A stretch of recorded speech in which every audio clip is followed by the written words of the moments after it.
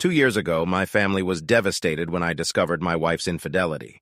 At 31, I am still haunted by the betrayal committed by my 27-year-old wife, who I will call Deirdre. We have 2 beautiful children, a 4-year-old daughter named Sammy and a 2-year-old son named Timmy. Our journey as a married couple began almost 6 years ago, but I will not delve into the details of my work. Suppose I have a satisfactory job. My wife and I met during her last semester at college and got married 13 months later. Afterwards, she accompanied me to the East Coast, where I worked for 4 years and where our children were born. Recently, I had a fantastic career opportunity heading one of our offices conveniently located 15 minutes away from our hometowns. The prospect of returning home made Deirdre and me happy, especially considering the presence of our children. Both my parents and her mother still live in the area, as does my younger brother. Deirdre's father passed away before we met. Our families, of course, were glad to have us back home, but they were even more delighted to have the opportunity to see their grandchildren regularly. It so happened that my mom and dad recently moved into a new house and planned to keep our family home, a wonderful historic building located on a magnificent 3-acre plot of land decorated with a charming stream that flows through a lush woodland at the back of the lot. Instead of buying a new house, Deirdre and I made the sensible decision to live in our beloved family home and pay rent to my parents, who are its current owners. They sincerely wish to keep this cherished home in the family, hoping that eventually it will pass to me and my brother, and we will continue this tradition in the future. Despite the initial reluctance of my parents and brother, I insisted on paying them rent. This was extremely important since my father had recently retired and was counting on rental income. Besides, since my parents were going to leave everything to me and my younger brother, paying rent was tantamount to investing in our future. Despite the fact that this house has huge sentimental value for my family and has been in good condition for all the years of its operation, there were still a few things that needed attention after we moved into it. This house, featuring unique fixtures and elements, needs the experience of a qualified contractor. For 35 years now, my parents have been entrusting most of the major repairs of their house to a local contractor. They are especially famous for their skill in working with old houses and invariably achieve exceptional results. Having compiled a list of projects, I turned to them and received an estimate. The owner of the company personally visited the house and accompanied me during the inspection. His affability and competence left an indelible impression. This company has achieved significant success and has established itself as a reputable organization. When reviewing reviews about this company on the internet, it becomes obvious that it received 82% 5-star ratings and 16% 4-star ratings based on almost 700 reviews. Such high ratings are rare for companies working in this industry. They are usually in the average range of 3 if they are lucky. This indicates the exceptional quality of the services provided by this company. In addition, the company spared no time and started repairs within a couple of weeks after the estimate was made. They were efficient and made sure that by the end of each day, the project area was spotlessly clean. Both my wife and I were incredibly pleased with their exceptional skill and professionalism. Although 3 qualified craftsmen participated in the project, one of them stood out, and in this review we will call him Brock. Brock, a friendly and polite man, was about my age. My daughter even called him the man from the window because she often watched him from the window of our second floor selflessly working on the task set. We have successfully completed the renovation and comfortably settled into our new home.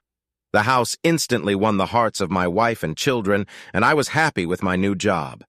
Everything seemed to be going smoothly until an unexpected conversation with my daughter took place. While my wife went shopping with her mother and my own mother, I stayed to look after the children. While we were playing in the yard, my daughter was vigorously running around. During a casual conversation, she suddenly turned to me and said, "I saw my mom sleeping with the window man." Now, before continuing, it should be noted that my daughter is distinguished by an outstanding intellect. I understand that all parents especially believe in the abilities of their child, but in her case, this is an undeniable truth. Her exceptional abilities are visible to everyone with whom she communicates. Even the doctors recognized her talent, and before moving, we conducted a comprehensive examination according to the results of which she received excellent grades. Nothing like this was observed in the clinic, especially considering the young age of the child. Therefore, I had reason to believe that what she told me was most likely true, although there was a small chance that she could have invented this story, given her exceptional imagination. I was shocked by her revelation and asked her to repeat it, to which she confirmed the same details as before. I was curious and asked how she saw what happened. According to her, my wife put Timmy and herself to bed after lunch. Sammy told how Timmy accidentally dropped the pacifier behind the bed and started calling for her help. Unfortunately, Sammy couldn't get it herself, which forced her to look for their mom. I asked if she had called her mother, to which she replied in the negative. Instead, she went to our bedroom door, opened it, and started calling for Mom. Intrigued, I began to ask Sammy about what she saw. At the same time, with enthusiasm, she told how Mom quickly woke up from sleep, wrapped herself in a warm blanket, and rushed to Sammy.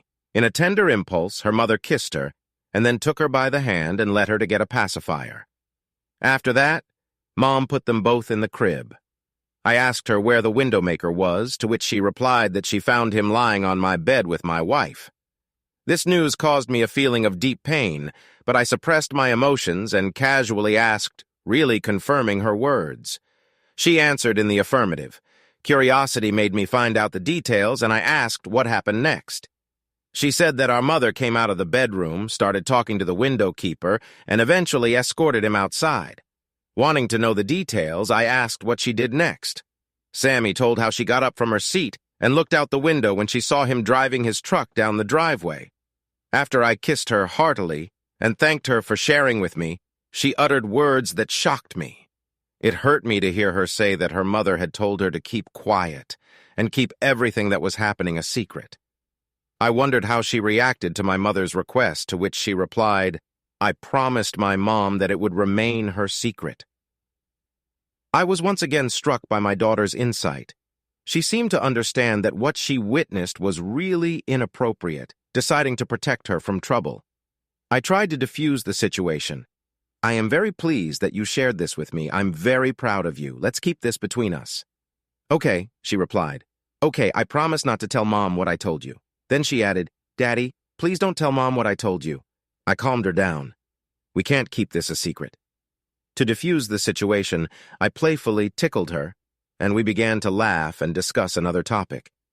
It was clear that the secret my wife had entrusted to her was causing our daughter considerable suffering. After she told me about it, I felt relieved. When my wife came home, she brought our mothers and asked me to come inside while they went out on the back porch to look at Sammy and Timmy. When I went outside, my wife opened the gift she had bought for Sammy. Surprisingly, it was exactly the gift that Sammy chose for her birthday in October. I asked her why she bought the gift so early, to which she replied that she wanted to give it to Sammy at the moment. For Sammy, receiving this gift was completely unexpected, as she did not expect it until her birthday.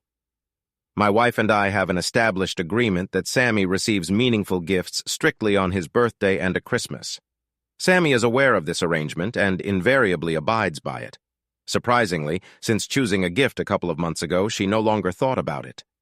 My wife justified the purchase by noting Sammy's exceptional behavior and that she deserves a reward for it. I hope you won't be upset if we give it to you for your birthday, I told her, although deep down I had a feeling of suspicion. It looked like a subtle form of bribery, an attempt to keep Sammy quiet about my wife's secret. When my wife handed a gift to Sammy, I noticed her concern in her say, but I'll give it now. She called her daughter and handed her a gift. I shouldn't have received this before my birthday. Well, I get then. In response, Deirdre told Sammy, You were such an obedient girl that Mom and Dad want you to get it now. To my surprise, Sammy replied, No, I'd rather keep it and open it on my birthday. This is getting interesting to me, I said to my wife when she persistently persuaded Sammy to open the gift. Sammy, looking for support from me, looked at me, not wanting to give in. Realizing her indecision, I suggested, Come on, let's take it upstairs and put it in your closet. My wife was taken aback by Sammy's response, but it didn't come as a surprise to me.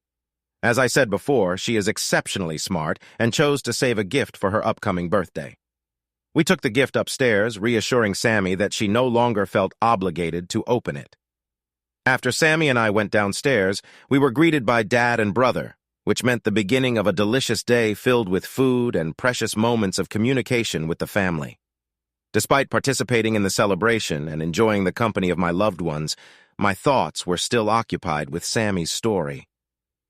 Later in the evening, I thought about talking to my wife about this, but in the end, decided not to, fearing her possible rejection of Sammy's words turned out to be true.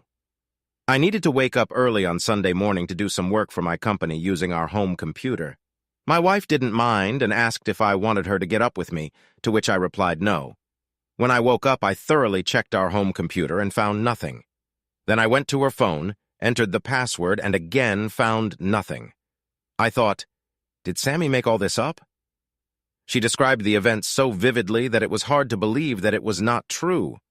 I spent the rest of the day at my parents' house, meeting with my aunt and uncle who came from another city. It had been over 2 years since I had last seen them, and that made the visit even more special. Getting to know Timmy, whom they hadn't had time to get to know yet, was a joyous event.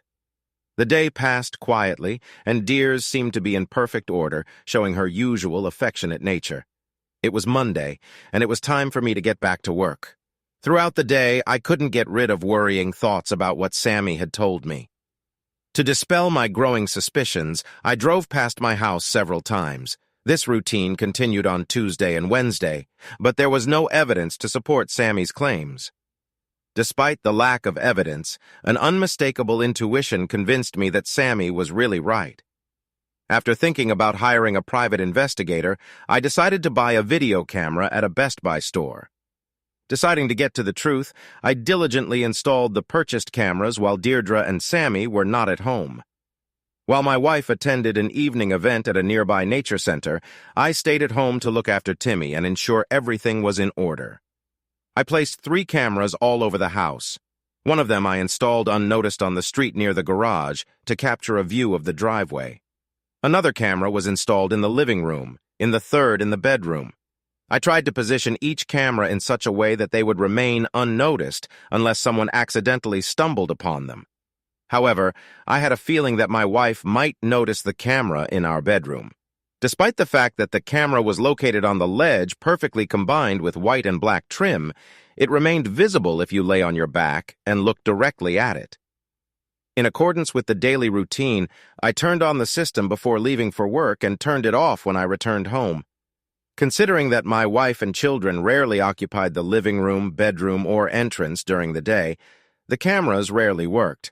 But if they worked, I immediately received a text notification. Events unfolded the following Tuesday at exactly 1:46 p.m. It all started with a notification from the access panel. Curious, I quickly checked the source and found that a contractor's car was approaching the house. To my surprise, an employee of the Brock Company got out of the car and headed for my front door. With a heavy heart, I watched as he opened the door and entered my house.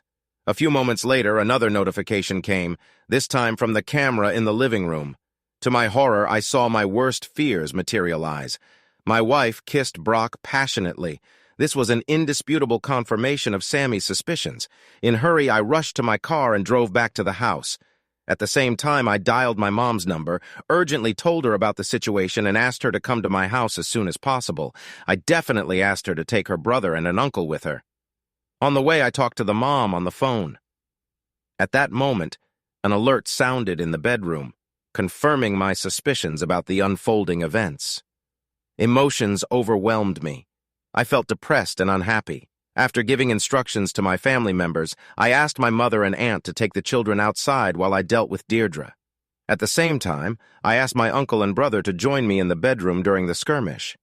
I stressed the importance of their presence as witnesses and a means of preventing any violent actions on my part. Fortunately, they agreed without hesitation. After parking our cars in the driveway, effectively blocking Brock's car, we headed to the front door of the house. When we entered the house, we saw that the door had been left unlocked. Since our bedroom was at the back of the house, we were sure that the cheater knew nothing about our presence. She did not see or hear our approach. My brother and uncle followed me, followed by my mother and aunt. There was a terrible noise coming from the bedroom, which drowned out all the sounds we made while climbing the stairs and overcoming the corridor to get to the goal. At that moment, my heart was pounding wildly in my chest, gripped by anxiety and anticipation. I motioned for my mom and aunt to go to the nursery, and I turned to my uncle and brother to see if they were ready. They nodded in the affirmative, and I opened the door and went inside. Suddenly, my wife screamed, uttering words of shock and disbelief. At the same time, Brock got out of bed and fell awkwardly to the floor, desperately trying to pick up his clothes and apologizing. Without saying a word, I took out my phone and started recording. Standing in silence and immobility, I moved the phone camera back and forth, capturing the tense atmosphere in the room. A scene unfolded in front of me. Brock, fully dressed, sank to the floor, covering his face with his hands and continuing to express remorse. Meanwhile, my wife continued to cry and apologize. I ordered Brock to leave immediately, using harsh expressions to show my displeasure. Melling that his car was in the way, I warned him not to even think about taking it, as I intended to contact the company to take it away. After the stormy exchange of opinions, I turned to my mother-in-law, telling her about what had happened and asking her to come for her daughter.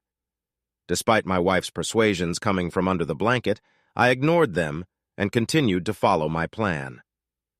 The mother-in-law arrived without much delay. Coming out of the bedroom, my uncle, brother, and I were startled by the loud cry of my mother-in-law, who scolded my tearful wife unexpectedly.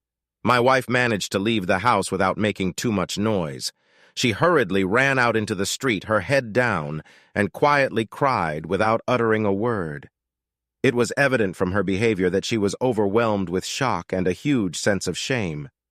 Surprisingly, my mother-in-law sincerely apologized, warmly hugged and kissed me, expressing her love. I went outside to check on my children, and only after that I called the contractor. After explaining the purpose of my call, I immediately connected with the personal phone of the owner of the company. He offered sincere apologies and guaranteed that his company would do everything possible to rectify the situation. Thanking him for his understanding, I expressed my gratitude and ended the conversation. About an hour later, a representative of the company arrived to pick up the car, but Brock was not there. The following Monday, I decided to take a break and devoted my time to meeting with the lawyer to begin the divorce process. In addition, I turned to another lawyer from the same firm to resolve issues related to the contractor company. Although I appreciate the achievements of the owner in the company, I think it is fair to demand compensation for the damage caused to me and my family by their employee. After that day, I decided not to communicate with my wife, despite the fact that she constantly tried to contact me through calls and messages, expressing remorse and begging for forgiveness. She begged me to give her another opportunity, but I was sure we needed a divorce. Despite the advice of my lawyer, I took the initiative to move all my wife's belongings with the help of my brother and his friend, delivering them to her mother's place of residence. Here's how I organized this plan. My wife and her mother arrived at my house at 6:30 in the morning. While her mother came into the room, my wife patiently waited in the car until I left for the office. As soon as I left, she came into the house. I worked conscientiously until 5 o'clock, after which I went to a restaurant for dinner. After a long day at work, I usually get home around 6:30 p.m. By this time, my wife and her mom had already cooked dinner and were enjoying it with the kids. Approaching our house, I quickly called my mother-in-law and said that I was 5 minutes away. Hearing this, my wife went out to the car and her mother stayed with the children inside. As soon as I arrived, instead of greeting my wife, who was waiting for me in the car, I immediately went into the house. As a rule, before saying goodbye to my mother-in-law, I briefly talked with her about the events of the past day. For the next 12 hours, I devoted all my time to communicating with the children, and this continued every day of the week. I understand that this may seem excessive to some, but I deliberately distanced myself from my wife. If it were possible, I would not allow her to see our children anymore. Although I understand that this is not possible, I am very angry with her. The mere thought that she put a stranger in her bed while our children were in the next room, and even instructed our daughter to lie for her, seems to me something completely inexcusable.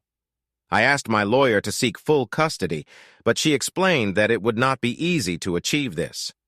At the same time, she mentioned that we have a 50-50 chance of getting custody, while my house will be determined as the main place of residence of the children. At the same time, my wife stubbornly believed that she could win me back and constantly offered new concessions, hoping to convince me. In particular, she suggested that I have several partners in a one-sided open relationship while she had to remain faithful after the divorce. She agreed to sign a post-nuptial agreement with such conditions. She began to attend psychotherapy sessions 3 times a week and managed to convince her mother that she had a temporary mental disorder which allegedly led her to adultery. It is quite clear that this explanation does not correspond to reality. She was fully aware of her actions. I have come across articles that suggest women often use temporary insanity to justify their infidelity, but I was not convinced. I decided not to engage in any conversations with her. My mother-in-law has repeatedly asked about the possibility of my forgiveness and reconciliation with her daughter. Despite my affection for my mother-in-law, I decided not to enter into a conversation on this topic and simply said that forgiveness was beyond my power. As for my wife's remorse, I admit that she is remorseful, but apparently primarily because of her own consequences and the fact that she was caught. In her distorted perception, she believes that her betrayal was acceptable as long as our relationship remained intact. She had the audacity to send me an email in which she tried to justify how she completely devoted herself to me both emotionally and physically, even during the betrayal. But I was still focused only on speeding up the divorce process. Over time, her despair grew, and she persistently tried to engage in conversation with me. At the same time, I adhered to strict communication boundaries, limiting our communication only to email and exclusively to issues concerning our children. Whenever she brought up the subject of our relationship, I replied currently that our marriage was dead. After a while, we decided to raise children together, and soon I officially divorced Deirdre. Unfortunately, the process turned out to be much more complicated than expected, with a lot of dramatic moments that led to significant delays in finalizing the divorce. During this turbulent period, my mother-in-law confided in me, expressing her thoughts about what her daughter thinks about self-mutilation and stating that without me, she would not find the strength to live on. She begged me to talk to her, but I hesitated, not knowing what to do in this situation. In the end, I found myself in a situation when I ran into Deirdre in the company of my mother-in-law and my mother. During our meeting, Deirdre talked in detail about her impressive achievements and expressed her willingness to do anything for me if only I would give her another opportunity. She constantly begged me to give her only 6 months to prove her worth. I listened to her patiently until she had exhausted all her arguments, but as soon as she finished, I made it clear to her that I no longer considered her as a potential romantic partner and was not interested in any reconciliation, even if it was just for one day. Her mother told me that after our meeting, she fell into a deep depression and stopped leaving her home. As an example, I can cite the case when my mother-in-law came at 6:30 in the morning. When I left for work, she dressed the children and prepared their morning lunch, after which she escorted them to her home to keep Deirdre company. According to her, Deirdre showed signs of detachment towards them. She spent most of the day in her room crying and longing for my presence. Noticing my mother's tears, my daughter came up to me curiously and asked what was the cause of my mother's disorder. This has bothered her very much, and even my little son Timmy, although he does not notice anything yet. I decided to explain the situation to Sammy by explaining that my mom and I now live in different houses. I reassured her that she, Timmy, and I continued to live in our usual house while Mom stays with Grandma. Fortunately, after understanding the situation, Sammy found solace in the fact that she would not have to move into her grandmother's house. Although she values her grandmother, mother, and, of course, her mother very much, I think she has a stronger attachment to me. The thought that she might leave our house and leave me in her room where she enjoys playing worried her a lot, but I reassured her that this would never happen. Hearing this, she calmed down, but the troubles associated with Deirdre did not end there. As the date of the divorce hearing approached, Deirdre became increasingly desperate, inundating me with calls and messages throughout the working day.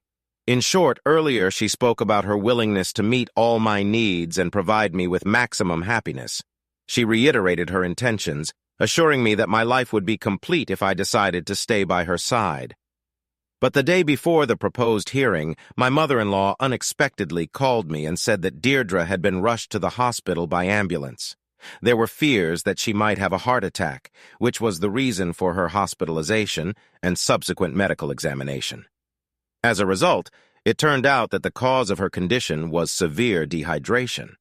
According to her mother, she had not eaten for the previous 3 days, although she claimed to drink water. But as it turned out, she did not drink water and accordingly suffered from severe dehydration.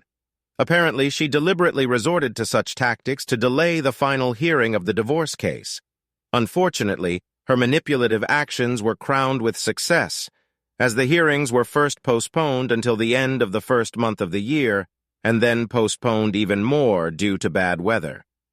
In the end, at the beginning of March, the hearings took place, and I got a divorce. Considering the circumstances, I think I behaved quite effectively.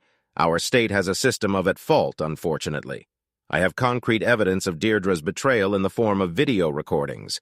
Surprisingly, these videos turned out to be unnecessary, as Deirdre and her lawyers provided the judge with an exhaustive written confession. As for the distribution of property, I managed to save almost 63% since the judge recognized my right to preserve all the property that I brought into the marriage. At the same time, Deirdre still received $71,000 from me, as well as child support. In general, everything is fine with me, but the thought of paying her alimony does not give me peace of mind. Meanwhile, we have divided custody equally, and the main place of residence is my house. I fulfill my 50% responsibilities and also financially support her share. I can't help but wonder about the fairness of such a distribution. Shouldn't she also contribute? It seems that the judicial system is strongly opposed to fathers. This is the situation we found ourselves in. Continuing to adhere to our usual daily routine at 6:30 a.m., this agreement has been set for 6:30 p.m. every day, 7 days a week, and it works flawlessly for my children. This agreement is especially useful as they spend time with both parents every day. I managed to establish a civil relationship with my ex, but our conversations are limited exclusively to children. When she asks how I'm doing, I take the conversation in a different direction and suggest discussing the children, and everything was fine. The children were happy to spend time with both me and Mom, but so far, no other woman has appeared in my life. Mary is a very attractive woman, 3 years older than me, and adores children. I fell in love with her at first sight, and gradually our relationship became stronger and stronger. The day came when I introduced the children to Mary, and I was glad that they liked her, but unfortunately my ex-wife did not like her. Deirdre arrived on Saturday evening to bring the children their things that they have forgotten at Grandma's, and that's when she saw Mary. She pounced on her like a wild cat, initially accusing her that Mary had taken her husband away from her and then completely grabbing Mary's hair. The children were very scared seeing how their mother aggressively behaves and burst into tears. Fortunately, I quickly managed to calm down and drive Deirdre out of the house, but it didn't end there. One evening, she was apparently waiting for Mary to come to my house. She ran over Mary, causing her physical harm. Well, surveillance cameras are installed at the house, and we managed to find out that the mad mother of my children made a hit on Mary. And since the children were afraid to communicate with their mother after she attacked Mary, I was very angry and made the difficult decision to punish Deirdre. Mary was diagnosed with a concussion and a broken leg after the hit and run, and I convinced Mary to write a statement to the police about Deirdre for harm to her health. For half a year, the mother of my children and my ex-wife has been serving time in prison. She was sentenced to 13 years of imprisonment in a high-security colony. The crazy Deirdre could have killed Mary. Fortunately, Mary is already fine. I'm going to make her a marriage proposal. I want to share this story in order to warn young people who may be considering a hasty marriage. First, it is necessary to recognize that my ex-wife probably had unresolved mental health problems at that time, which could affect her unstable behavior. I sincerely hope that since then she has found the help she needed for her own well-being and for the well-being of her children. But I can't deny that my personal experience with her was an absolute nightmare. Story 2. We met in July 2009 at the local annual auto show. She was hired by one of the car companies as a model supposed to increase the attractiveness of the stand, distribute brochures, and engage visitors in a conversation about cars. She was very beautiful, and I immediately fell under her charm. After wandering around, I plucked up the courage, approached her, and asked her out. To my pleasant surprise, she agreed. Our first date was a simple get-together with alcoholic beverages, during which we talked for almost 3 hours. Inspired by the bond that had arisen between us, we went on the next date, where we had dinner together. After dinner, I suggested that we take a walk to the nearest park, where we ate ice cream together. When the evening came to an end, I walked her home, and to my surprise, she invited me to come inside. As soon as the door closed behind us, she hugged me, wrapping her arms around my neck, and we began to kiss passionately. Without going into details, I will say that then everything developed rapidly. From that moment on, we started spending every night together, sometimes at her place, sometimes at mine. This went on for 11 weeks. Soon she found out that she was pregnant, and although I felt restless, my love for her overshadowed all my worries. Looking back, I realized that what I took for love could have been a mixture of attraction and passion, but despite this, I was completely fascinated by her. Without hesitation, I proposed her into my happiness. She agreed. It is important to note that at that time, we had not yet introduced each other to our families and close friends. I wanted to introduce my soulmate to my parents, since we had been in a relationship for the last 2 months. Taking a deep breath, we gathered the parents and announced the news. We were expecting a baby and decided to get married. It is clear that the parents were shocked and upset by such unexpected news. None of the parents supported our decision about the wedding. I want to emphasize that at that time, I was 21 years old, and my girlfriend had recently turned 20. I've been working in retail for almost 4 years now. Over time, I climbed the career ladder in the retail industry and took the position of assistant manager. My girlfriend, on the contrary, did not have a stable job, but was engaged in modeling under a contract and laying out products in grocery stores. Despite the persistent attempts of our parents to convince us to change our minds and not rush into marriage, we remained firm. I decided to offer her to move into my apartment, taking over the payment for the termination of the contract with the previous housing and taking responsibility for paying for her car. A month later, we received a marriage certificate, and a week later we exchanged vows at a solemn ceremony. My parents organized a wonderful festive dinner for us with an invited DJ. About 50 of our closest family members and friends joined us at this joyful event, and it was really an unforgettable time. 5 months later, our first son was born, and I was overwhelmed with a sense of pride. I was struck by the great love I felt for both my child and his mother. My priorities shifted towards hard work and earning enough to provide for my family, which meant many hours of work and production. Our family has a second child, another beautiful boy. It seemed that life was going great, and there was no limit to my happiness. But on September 16, 2012, everything took a disastrous turn. It was a picturesque day at the end of summer, and I decided to take a day off from work to surprise my wife.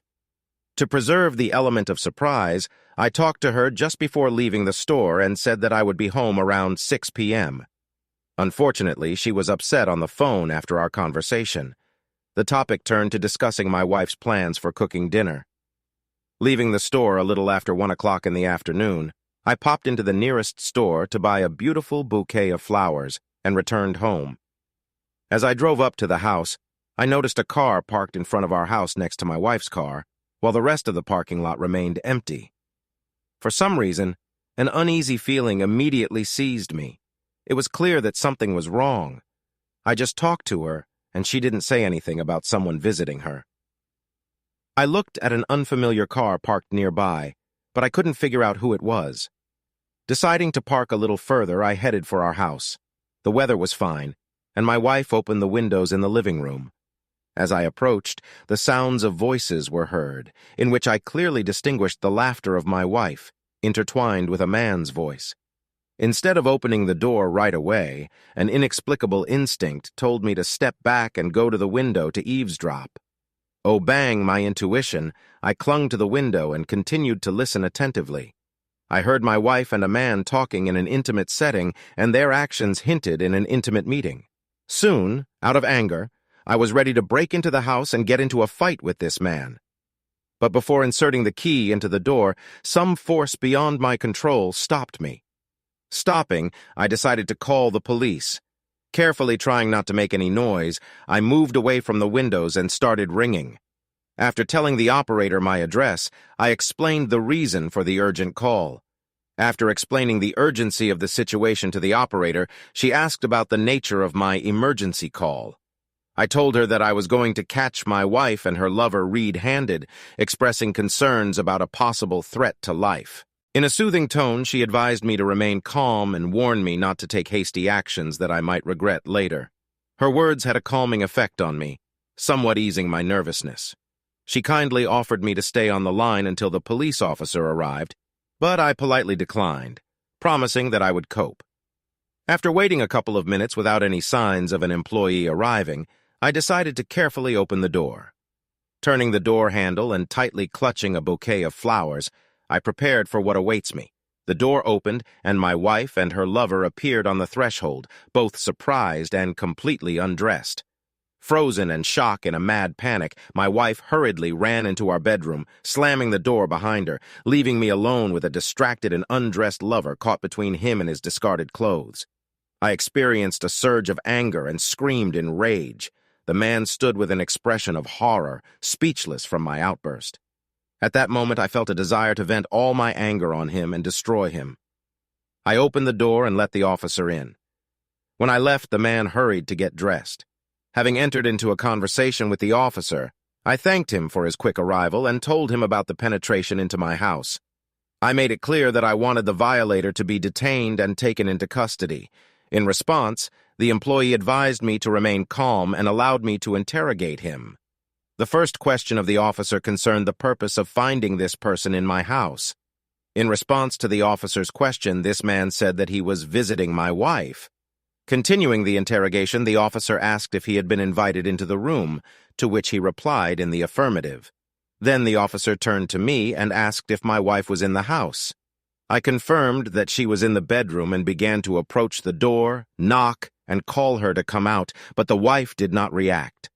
Persistently continuing my attempts, I knocked again, and she replied with tears in her eyes that she would not come out and apologized. Emotions overwhelmed her, and she sobbed loudly. Sensing the seriousness of the situation, the officer turned to my wife. "Could you come out of the bedroom for a while? I have a few questions for you," the officer asked. At that time, our child's crying came from the nursery, and I went there to calm him down. At that time, my wife came out of the bedroom, fully dressed. She was looking down, and tears were streaming down her face. The officer asked what her name was, to which she introduced herself. Then he asked if she had invited this person to our house. She was silent, not saying a word in response. Insisting on obtaining the necessary information before further actions, the officer stressed the importance of my wife's response. In order to free the man in response, my wife said a firm no.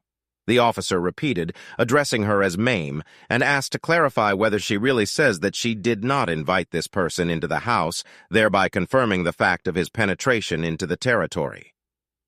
Overwhelmed with emotion, my wife burst into tears again and fell silent. The policeman took a decisive tone, demanding from her a clear answer, yes or no. Finally, she gave up, admitting that this man was really her friend and that she had invited him to our house. After making sure that the house belongs to me and my wife, the policeman explained that since the person was invited as a guest, there was no crime in this regard. He ordered the gentleman to leave, which he did, briefly expressing his gratitude. The whole situation seemed completely unreal. I was holding a baby in my arms. My wife was crying. Her lover was silently slipping away, and the policeman was diligently filling out the protocol. The emotions I experienced at that moment will forever remain in my memory. Realizing that it was necessary to solve the problem, the officer invited one of us to leave the room. Taking responsibility, I told him I was leaving and asked him to stay by my side until I packed my things. Realizing the seriousness of the situation, my wife became even more worried and desperately clung to me, begging me to stay. Despite her persuasions, I remained adamant. When the child was still in my arms, an officer intervened and ordered her to move away, which she did. Overwhelmed with emotions, she laid down on the sofa, curled up, and burst into tears, taking the very place where a few minutes ago she was with another man. I immediately contacted our mothers, informed them about the situation, and asked them to come urgently. Fortunately, both of them quickly arrived and offered their support. After seeing their appearance, my wife began to apologize repeatedly, showing her remorse. My mother arrived with her little son, who innocently asked about the reason for my mother's tears, which made my heart ache. Gathering my courage, I told my wife and her mother that I was taking custody of our children since it was obvious that my wife was currently unable to create suitable conditions for them. I explained that we would be moving in with my parents for that time. Despite my wife's desperate pleas to change my mind, I remained with my decision to leave. Together with my mother, I gathered our children and, accompanied by an officer, left the house. It was by far the darkest day of my life. In the following days, my wife constantly called tearfully, begging me to come home, but I preferred to ignore her calls. A few days later, I arranged to meet her at my parents' house, and my parents were to be present in a separate room as witnesses, and the children were temporarily under the supervision of her parents. It was with a heavy heart that I met her, demanding answers to questions about the identity of her lover. My wife burst into tears again, repenting and confessing her love to me. It was a typical reaction that can be expected from a person who has committed treason. But when she started to tell me some details, I felt that she was lying.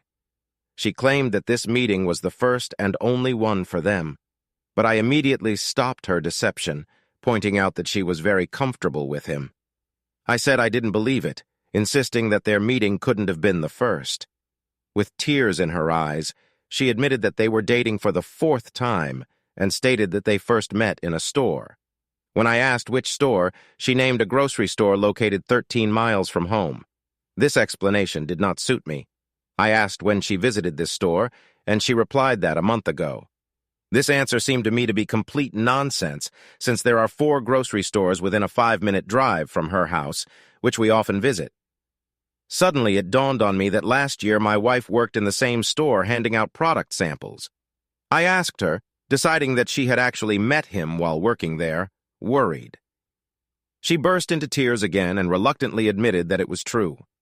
I asked if their relationship had been going on since then, to which she replied in the negative, saying that they started dating just a month ago. Despite this, I continued to remain skeptical and demanded an answer from her. She stubbornly insisted that her words were the truth. Realizing that our conversation would lead to nothing, I decided to interrupt the meeting. She begged me to come home, but I stood firm, explaining that I needed to stay away from her. I made it clear that our children would stay with me.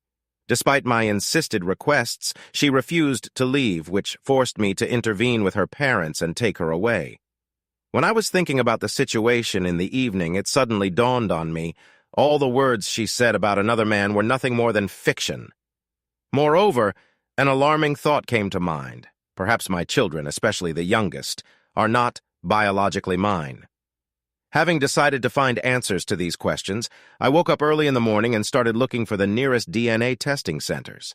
To my surprise, I found out that half a mile from my parents' house, there is a laboratory conveniently located in a small area. Without wasting any time, I went there as soon as the doors opened, wanting to get answers to my questions. After talking to one of the competent employees, he kindly explained to me the whole process and its cost. Having made a decision, I turned to my insurance company with a question about covering the costs of DNA tests, but they told me that they did not cover such costs. With a heavy sigh, I admitted that the cost of the test, amounting to $775 with taxes, would be assigned solely to me. Despite financial difficulties, I made a firm decision to take the test, diligently filling out all the necessary documents. Having made up my mind, I gathered my children and brought them to the laboratory for DNA analysis. The laboratory assistant said that the collected samples would be promptly delivered on the same day, and I can expect the results within a week. They also stressed that these results can be accepted by the court, unlike some less reliable tests conducted by mail or via the internet. The wait was excruciating, but a week later I received the terrifying news. The eldest son was indeed biologically mine. But the results of the analysis shocked my heart. the youngest, my little son, who was not mine. This news caused me to fall into a state of complete shock, overcome with grief. I sank into a deep depression.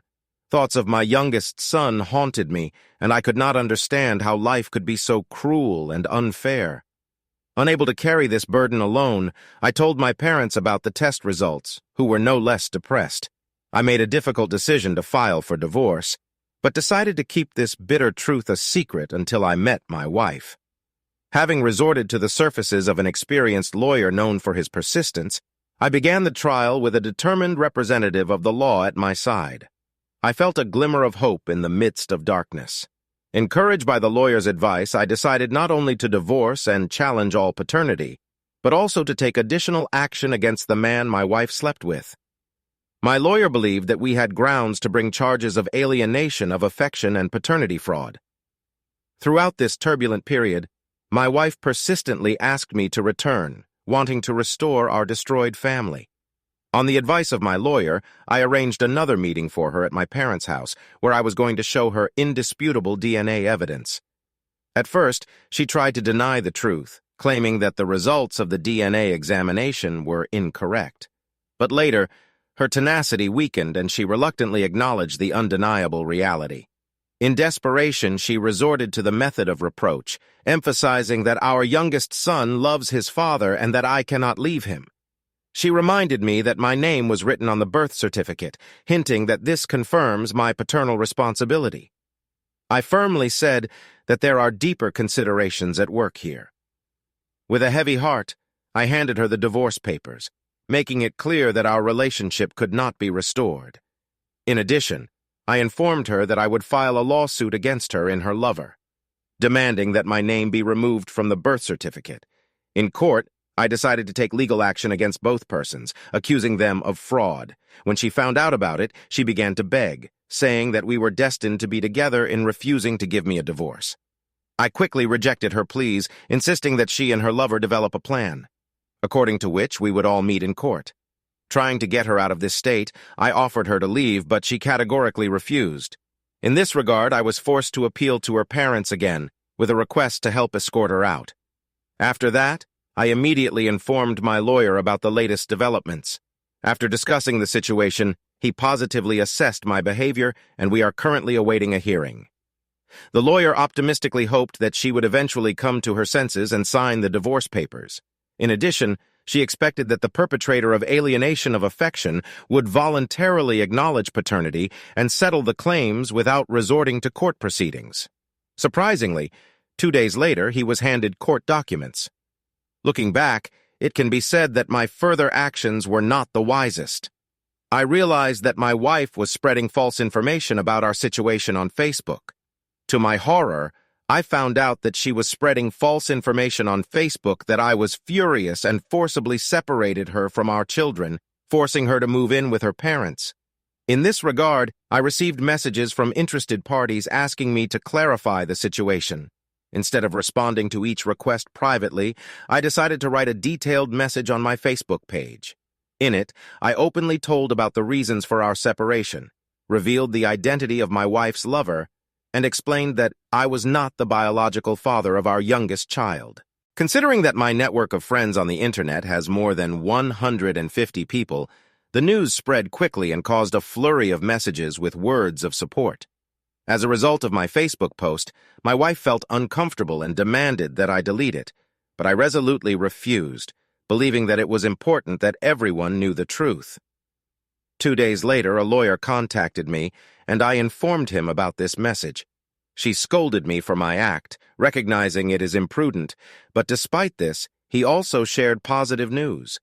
He was contacted by a lawyer representing the interests of his wife's lover, with whom there was an affair, and expressed his willingness to voluntarily acknowledge paternity before conducting a DNA examination, confirming his biological relationship with the child. In addition, they are ready to satisfy the claim for alienation of affection. I was asked to drop a civil lawsuit against this person in the amount of $5,000.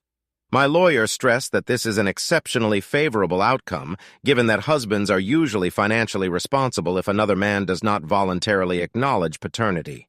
In addition, he explained that the conclusion of a settlement agreement in the case of alienation of affection in our state is an extremely rare phenomenon, which makes such a proposal quite rare. Taking into account his advice, I decided to accept the offer, and we proceeded to carry out all the necessary actions. The paternity case took the main place in court, and at first I naively expected that the process would be simple, but the judge put a lot of obstacles that we had to overcome. After the first hearing, the judge postponed the decision on the case for 30 days. This delay was due to the fact that the judge had to carefully study all the information provided and the relevant state laws before passing a verdict. When we reconvened for the final consideration of the case, the judge began to ask the person concerned and his lawyer a number of questions that caused me a fit of rage. During the trial, the judge began by asking the person concerned about his awareness of the paternity of the child before confirming this fact with a DNA test. To my disappointment, this man's lawyer hesitated and evaded a direct answer. The judge had to intervene and insist on a clear answer, yes or no, to which the lawyer eventually answered in the affirmative. The judge then asked how long he had known about it, to which the lawyer replied that his client found out about it about a month after the birth of the child. The judge then asked how exactly he found out about it, to which the lawyer replied that my wife had told his client about it. Finally, the judge asked if the man had visited the child. Answering the judge's question, the lawyer confirmed that his client had been steadily visiting the child every month for the past 4 months. Then the judge turned his attention to my wife, asking her to confirm the authenticity of the lawyer's testimony. She looked away and reluctantly admitted that this was indeed the case. Hearing these revelations, I felt sick. Anger flared up in me, but I managed to remain calm. As a result of the proceedings, my name was excluded from the child's birth certificate. After that, we gathered in one of the side offices of the courthouse and signed a settlement agreement. At the end of the meeting, the lawyer representing the interests of the person concerned handed me a check in the amount of $5,000. With a mixture of emotions, including relief, I left the courthouse, feeling that a weight had been lifted from my shoulders. But the initial happiness was soon replaced by darkness, which gripped my heart when I realized that my beloved child no longer belonged to me by law. The scale of this loss gripped me, plunging me into a state of deep despair. I sat in the car for more than 2 hours, unable to gather the strength to leave. Eventually, I got home, but instead of finding solace, I found myself lying in bed, staring at the ceiling and lost in my thoughts. I lay in bed for 12 whole hours, not finding the strength to get up.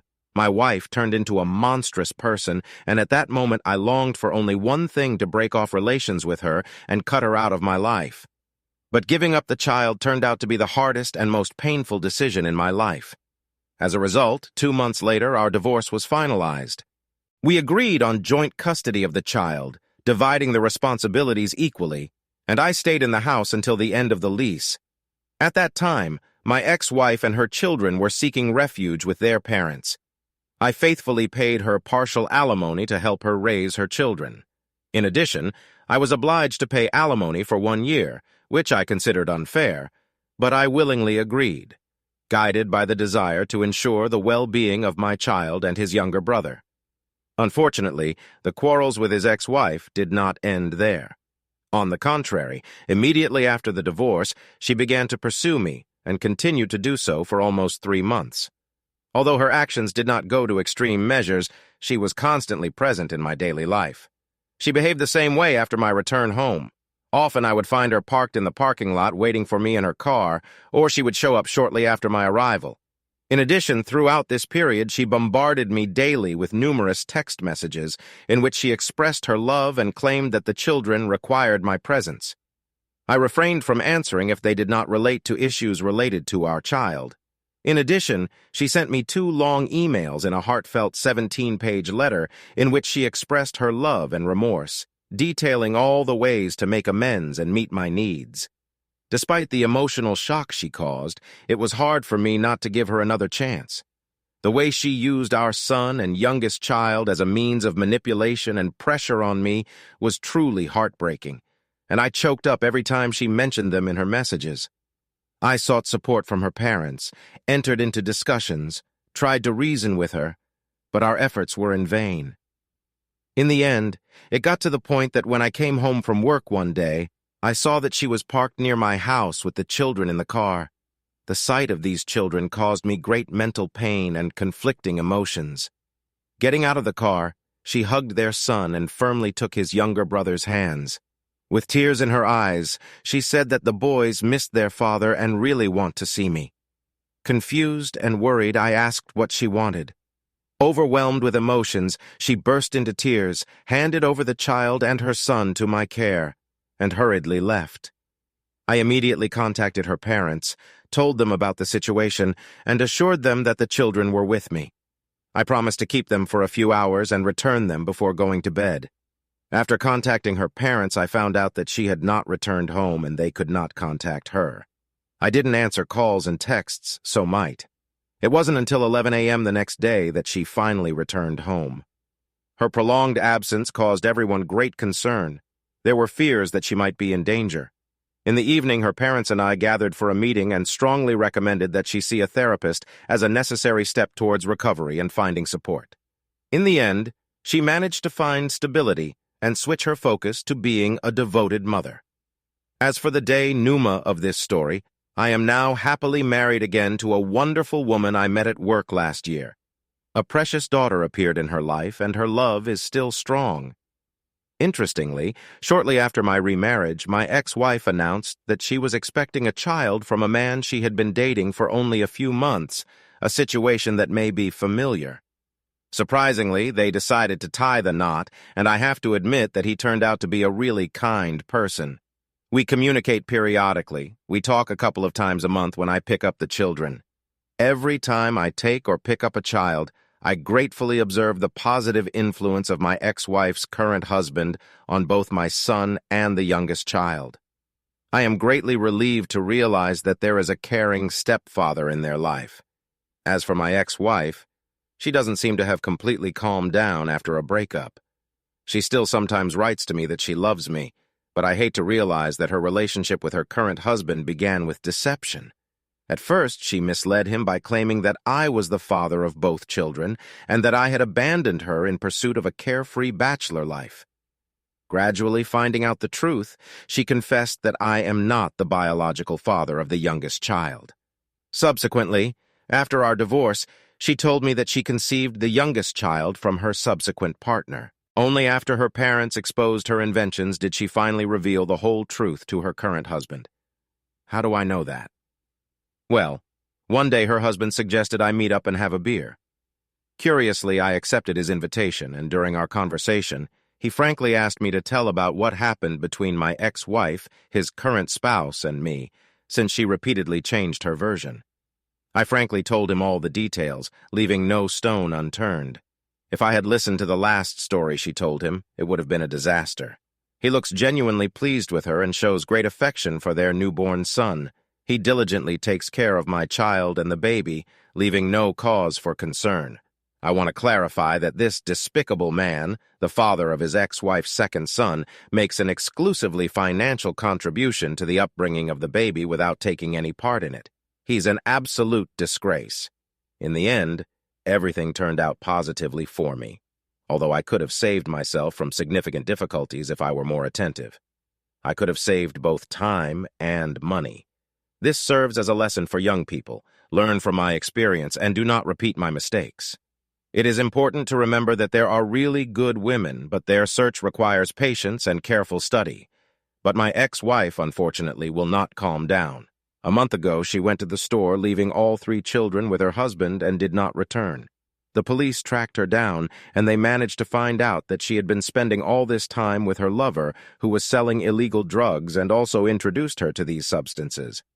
She became addicted to these substances so much that she did not want to remember about her children or her husband at all. She turned into a disgusting person that even her parents didn't want to communicate with her. When we all decided to visit the place where she lives, fortunately, her husband turned out to be a decent and sincere person and continued to take care of the children. My eldest son and my family took me to myself, and 2 children remained under the care of this wonderful man who was her husband. He also managed to divorce her and deprive her of parental rights since she did not participate in the upbringing of children. Her parents met her several times and tried to remind her that she had them and reminded her about the children. She was under the influence of illegal drugs and did not even talk to them. I was shocked by what she turned into, having lost everything in everyone. Story 3. My name is Hector. I'm about 45 years old. I've been happily married to my wife for more than a quarter of a century, and we have known each other for 3 decades. Our journey together began in the senior year of high school when she became pregnant with our first child. Although it wasn't easy at first, I was lucky enough to get a job at UPS right after graduation. However, her traditional Irish family initially disapproved of our relationship, but I managed to convince them, especially her father, to lighten her burden. I did everything possible so that my wife did not have to work. By the time I was 27, we had 5 children for girls and 1 boy. Fortunately, the son was born first, which brought us great joy. Naturally, we faced problems related to finances, approaches to parenting, and even the lack of an intimate life. Realizing the complexity of raising 5 children, I tried to help, but my wife remained helpless, and she meant the whole world to me. While she was maintaining her figure, I tried to do the same. After working as a delivery driver for many years, I became what some call a skinny fat man. My chest, arms, and legs were muscular, but my stomach was far from in good shape. In addition, due to thinning hair, I had to shave my head. Despite all these physical disabilities, Debbie was still everything to me. Unfortunately, there were cases when she verbally insulted me, which led to irritation and a refusal to try to improve the situation. Over time, we turned out to be the only married couple in our circle of friends. All our other married friends were divorced. 5 of them separated because of their wife's infidelity, 1 because of her husband's infidelity, and the last couple separated because they began to live separately. I expressed my concern about my wife's new single friends and the fact that she was increasingly communicating with them, but this led to heated arguments and accusations that I was trying to control her. I was shocked that she was still in captivity and served as my personal living doll. The shock of all this intensified as I watched her growing dissatisfaction when she spent time with them. Even the children noticed the changes in her behavior. I remember the moment when, upon returning home, my son and 2 daughters got into a sharp quarrel with her. Although I understood their displeasure, I chastised them for raising their voices to their mother. Later, when they left the room, she plucked up the courage and expressed her claims, showing that in our eyes she feels like nothing more than a slave. I asked curiously about the origin of these feelings, but she waved the question away emotionally, withdrew, and left. The day I caught her at the scene of the crime is etched in my memory. Debbie was out with her friends, and I was busy cooking in the kitchen. The children were keen on watching the movie train to Boina, and the 3 older ones came up to me with worried expressions on their faces. Before I could ask what was the matter, my son expressed a suspicion that their mother might have another man. At first, I refused to believe it, not wanting to accept such a devastating revelation. I raised my voice, scolded them, and swore approved that their words were wrong. When I logged into the app on my iPhone, I found that she was in a bar on the outskirts of the city. Without hesitation, I got into the car and drove straight to the bar. There were a lot of customers in the bar, but I noticed a group of her friends who were sitting in the corner of the hall and behaving like drunken fools. When I approached them, their faces turned pale, and I had an uneasy feeling in my stomach. Not finding her at the bar, I went outside and began to walk around the parking lot. In the far corner, a car caught my attention. Apparently, there was a man in the driver's seat with his eyes closed, whom I considered my friend. Approaching the car with the intention of asking if he had seen my wife, I gradually realized that he was enjoying my wife. The closer I got, the more I recognized the woman in the car. It was my wife. I realized that I was standing at the driver's side window, almost invisible to others. Frustration overwhelmed me, and I lost control of myself. In a fit of anger, I broke the window and dragged the man out of the car by force. My behavior was far from polite. Amid the chaos, Debbie apologized repeatedly, her voice filled with fear. I shouted at her while kicking the man lying on the ground. Soon the police arrived, and I was arrested. I spent a week and a half at the local police station, and from the extreme stress, it seemed to me that I was on the verge of a heart attack. But it turned out that it was not a heart attack, but a broken heart syndrome.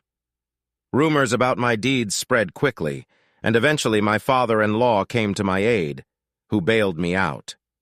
When I crossed the threshold of his house, he was on the verge of tears, expressing deep remorse for his daughter's behavior. On the way home, he told me that he had talked to my boss and a union representative, and that I would stay at work. He also mentioned that the children would stay with him. When we finally got home, Debbie was waiting for me to come. My father-in-law foresaw what would happen, so he came by car. His prediction turned out to be accurate.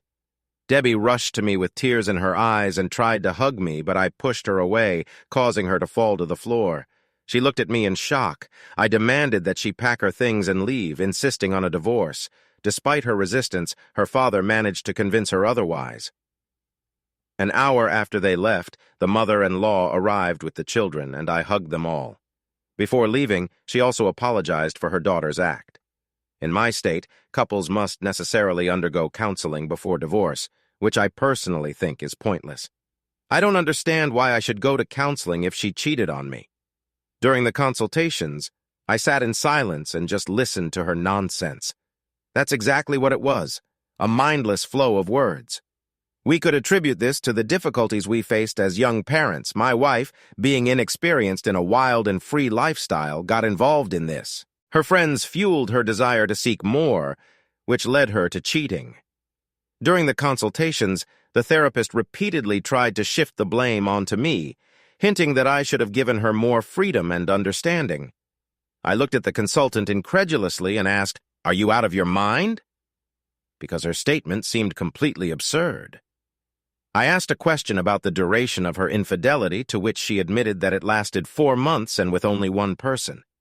She said it was a mistake and that we would be able to overcome it thanks to our shared life. Curiosity got the better of me, and I asked who was the initiator of the betrayal and how many meetings they had in common. With tears in her eyes, she answered my questions honestly. There was silence in the room, and I thought about all the moments we had experienced during our relationship. Laughter, conversation, intimacy, seemingly devoid of any signs that she was unhappy or offended.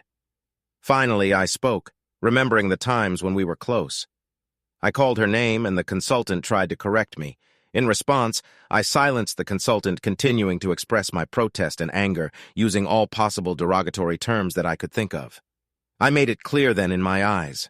She is vicious. Despite the attempts of the consultant and my wife to convince me that our story and our relationship could overcome this mistake, I refused to listen further. They seemed to completely ignore my feelings, focusing solely on forgiveness and what I could do to move on with my life, and even offered me an apology to her for making her feel like a servant. At that moment, I decided to leave. The process of challenging the divorce was difficult and long. It lasted 2 years. Despite the passage of time, Debbie continues to make attempts to reconcile and reunite us.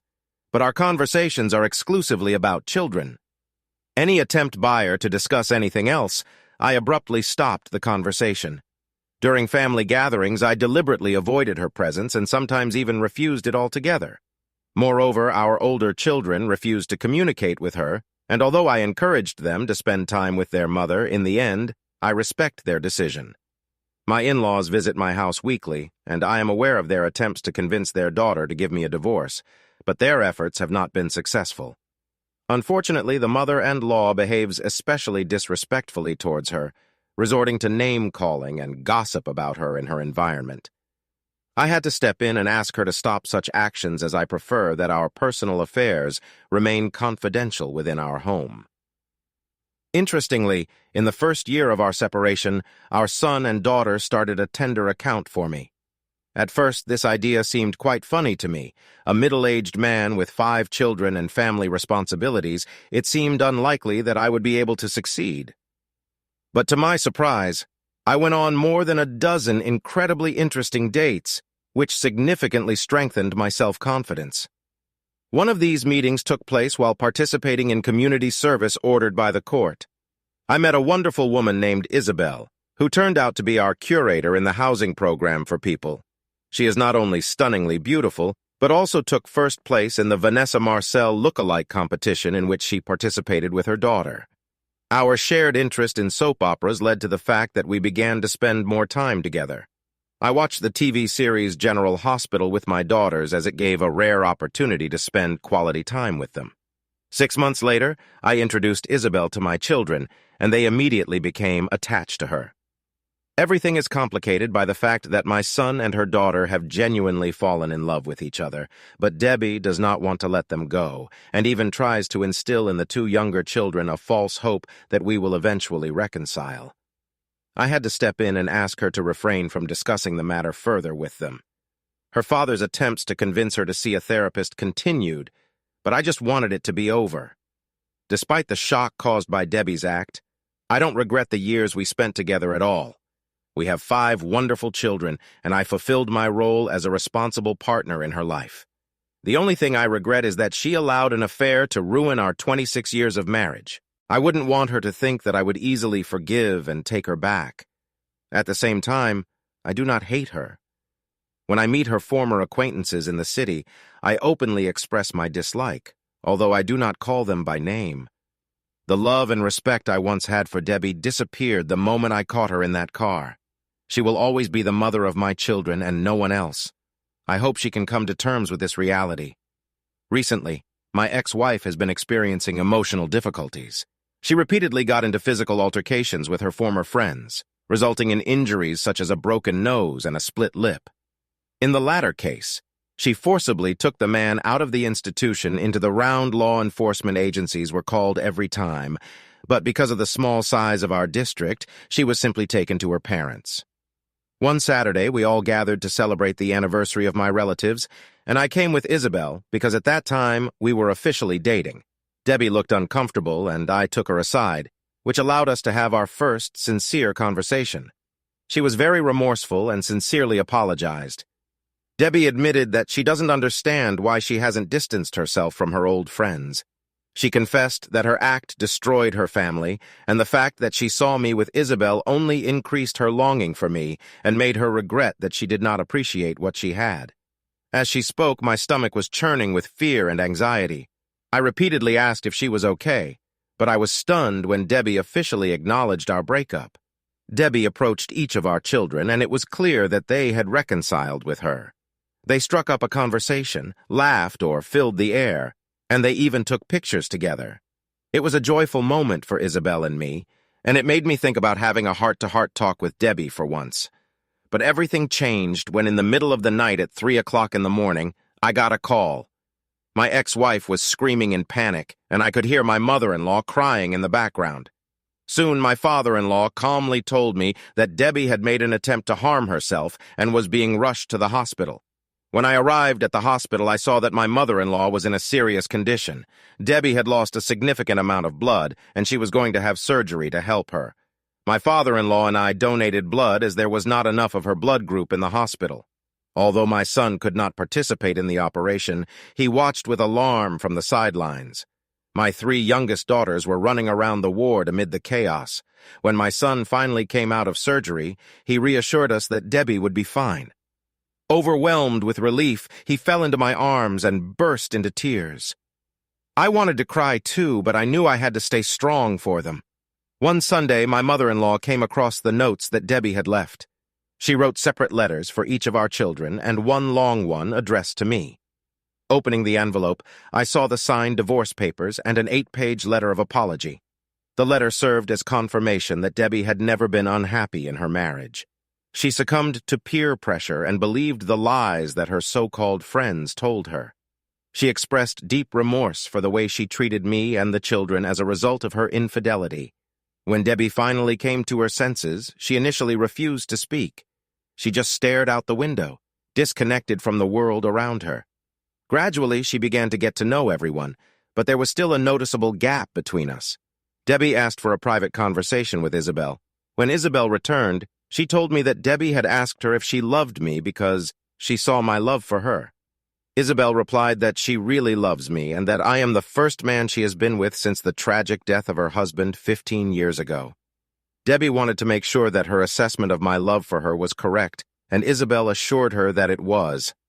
This brought Debbie great joy. Debbie is currently being treated in a psychiatric clinic where she will be closely monitored. The doctor informed her parents that it could take a year and possibly 2 before discharge.